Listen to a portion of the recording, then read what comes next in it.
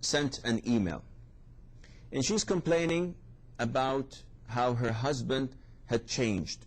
She's saying, subhanallah, we had a beautiful relationship and my husband was very caring and loving. Whatever little things I used to advise him and tell him about, he used to do them. So whatever advice I would give him about Islam, he would, mashallah, do it, but and get the energy for that. And now, subhanallah, he has changed. And nowadays, he doesn't seem to like any things related to Sunnah. And when I tell him to follow or to do this, he gets angry. And she prays for him that Allah Azza wa Jal would return him back to being the good man he was and being the love of her life in her marriage. So she's depressed. Well, this is a test, and it's not a roller coaster at the same time, but it is a test from Allah. Allah Azza wa Jal created us to test us, and He is telling us that paradise and hell is waiting for us. So you have to tolerate your husband. You have to examine and scrutinize and analyze your life. What made him change?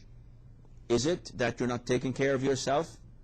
You're not the woman he married 10, 15, 20 years ago. You're not taking care of yourself.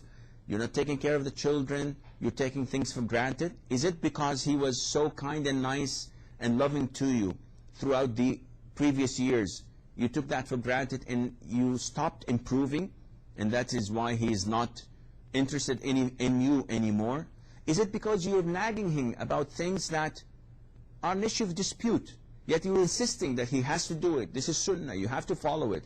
And he may think that it is not mandatory. Why should I do it? So you have to revise your life and see if you are bossing him a lot, if you're bullying a lot, and you have to know what to do.